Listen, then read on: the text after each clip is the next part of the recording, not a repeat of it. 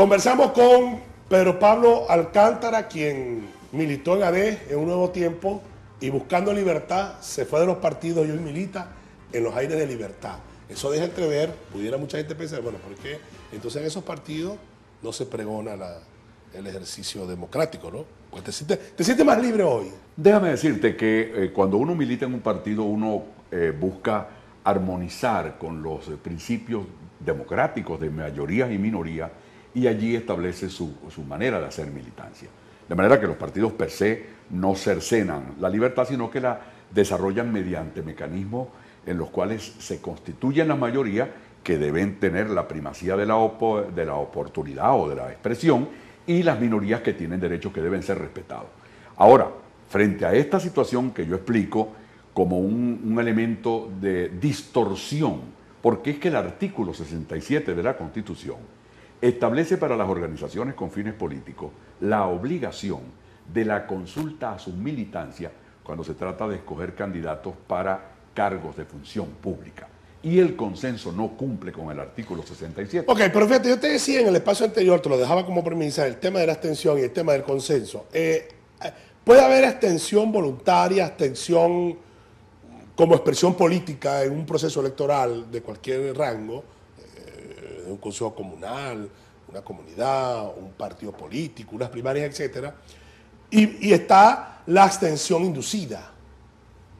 Vamos a tratar de diferenciarla. Ahora, digo, la abstención no puede ser consecuencia, por ejemplo, de un consenso. Cuando hay consenso, la gente dice, no, así no, y se abstiene.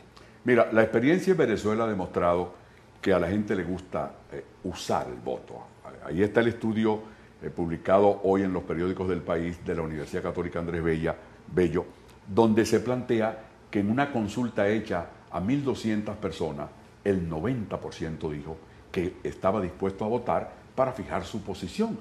Ya en el año pasado, todas las encuestas decían, hasta un 82%, que la vía adecuada para escoger los candidatos de la Asamblea Nacional por parte tanto del oficialismo, que lo entendió cabalmente y convocó unas primarias, como de la propia Mesa de la Unidad, que prefirió hacer una convocatoria escasamente en el 25% del país, era la vía de escogencia por primaria. Pero luego lo que ha ocurrido es que se pretende que un reglamento interno que determina la figura del consenso, que es posible cuando tú lo construyes, no cuando tú lo decretas, que es lo que ha ocurrido en el caso de Lara.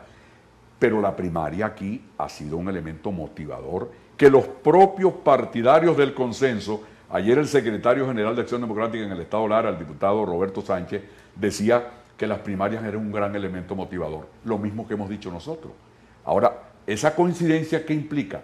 Que si aquí hubiera un ejercicio político tolerante y respetuoso de todas las opiniones, aquí lo que debería haber es una oportuna rectificación. Ahora, tú intentaste interpretar lo que ocurrió ese domingo cuando en apenas el 25% de los circuitos del país hubo elección, hubo primarias para escoger los candidatos de la oposición a las parlamentarias. Y hablabas de un ambiente desolador, de una decisión de consenso que se hizo con un bisturí y que trajo como consecuencia que la gente no saliera a votar. ¿Cómo calificas tú eso? Y además, esas cifras que están dando con muchos fuegos artificiales, Chugo Torrealba, de que estamos contentos y esta victoria contundente, y hablan de 500.000 electores.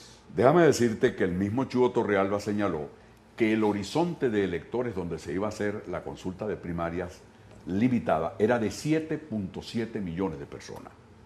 500.000 electores en esas condiciones no representan nada. No representan nada, no vamos a demeritar el esfuerzo que hicieron los que participaron, tanto como candidatos como electores, no. Pero tenemos que decir que el propio reglamento de la Mesa de la Unidad prohíbe a los candidatos publicitar sus aspiraciones a ser miembros de la Asamblea Nacional y a ser escogidos en la primaria. Eso no tiene ninguna explicación. ¿Cómo vas a hacer tú de un hecho electoral una convocatoria escondida entre amigos, entre familiares y entre relacionados?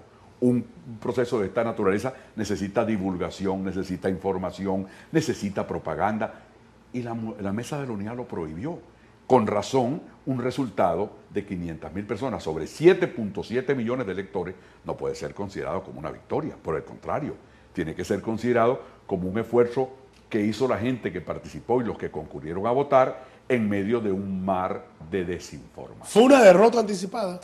Fue una demostración muy escasa de convocatoria. ¿Eso es un eufemismo para decir que fue una derrota? No, porque no se estaba compitiendo con ningún otro factor distinto a la mesa de la unidad. Bueno, se estaba compitiendo con la motivación. Pero se ha podido aprovechar el sentido. O con la bulia. Se ha podido vencer la anomia de la ciudadanía que está agobiada por los problemas económicos, por los problemas sociales, por los problemas políticos, la inseguridad, etcétera, pero no se aprovechó la ocasión. Cuando tú planteas desde una plataforma que aspira a sustituir las políticas equivocadas de un gobierno con un mecanismo tan limitado de participación, no pareciera que tú estás jugando a la victoria, sino a una práctica muy perversa, que es establecer finalmente en el país que solo el primer y segundo lugar en un torneo de naturaleza electoral tienen derecho a poseer participación. Ahora, yo siento aquí una profunda contradicción con respecto a quienes enarbolan, primero quienes hablan de que estamos en un régimen totalitario, una dictadura, y enarbolan la necesidad de que en Venezuela haya una democracia, ¿no? Y uno de los principios básicos es lo que tú decías, es el escrutinio, ¿no? del gobernado, ¿no? Es decir, bueno, sométame a consideración mi opinión y con el voto, que es un instrumento duro, ¿no? Valioso, ahí está mi forma de pensar, mi opinión. Entonces, ¿cómo? O sea, nosotros estaríamos hablando de que un gobierno, un hipotético gobierno de quienes hoy lideran la oposición en el país, que impusieron mayoritariamente el consenso, sería un gobierno de consenso donde nadie se consulta. Contrario a lo que hemos visto, Pedro Pablo, en los últimos años, de tiempos de Chávez para acá, donde ha habido récord de elecciones. Debo señalarte que las elecciones, el Libertador las recomendaba como una fórmula continua y oportuna de consultar y de modificar las políticas públicas y la dirección del gobierno. Hay que recordar la expresión del Libertador en el Congreso de Angostura cuando él clamaba por la alternancia, porque él decía que un pueblo que se acostumbra a obedecer termina siempre en una tiranía. Y ese es uno de los grandes desafíos que el actual gobierno tiene que atender, porque la enmienda que se hizo para garantizar la reelección perpetua de los funcionarios públicos no es eficiente. Pero es que en Venezuela no hay reelección perpetua. Sí, claro. No. Tú puedes ser candidato toda la vida como lo fue Caldera. No, pero escucha. No, ahora el pueblo decide si vas a seguir ganando. Muy bien, porque Henry Falcón lo han reelegido. Pero escucha. Ahora, él no es perpetuo. Él es perpetuo si el pueblo quiere. Escúchame, la ventaja que tiene el que está en el poder, el que maneja los recursos públicos, cuando se va a enfrentar con cualquier otro candidato que no los tiene, es superior, porque te maneja posibilidades que no están al acceso del otro. Y por eso insisto. Eso es relativo. Que el Libertador. Eso es relativo porque Chávez fue presidente contra el poder. El Libertador fue partidario de la alternancia y dio argumentos filosóficos. ¿Pero qué es la alternancia? El derecho que tiene la gente en igualdad de condiciones a ratificar o a cambiar a los Bueno, ¿en qué sentido tiene que tú como gobernador no quieras ir a la reelección o no puedas y decidas por tu esposa o por tu hijo? ¿Cuál es la alternancia? Perdóname. Ahí no hay alternancia. Escúchame, el nepotismo. ¿Y si gana? El nepotismo, que es una consecuencia directa precisamente de la reelección permanente, es una perversión, no debe ser estimulada. Pero Pablo, yo siempre he tenido dudas al respecto con el tema de la alternancia. Es decir, por ejemplo, vamos a una elección en Lara. Henry no puede ser candidato, supongamos, ¿verdad? Sí. Y Henry dice, mi candidato es fulano. Y gana. ¿Hay alternancia? No hay alternancia. Entonces, pero perdóname, pero si Henry dice... ¿En qué sentido tiene quitarlo o poner la reelección? Pero escúchame, no, escúchame. Porque es distinto. Falcón, como gobernador, tiene un target electoral. Pero el que él señale, teniendo unas ventajas, pudiera no ser electo. ¡Claro! ¿Quién lo decide? Pero perdóname, la alternancia se ¿Pero quién lo decide? Pero escúchame, el elector.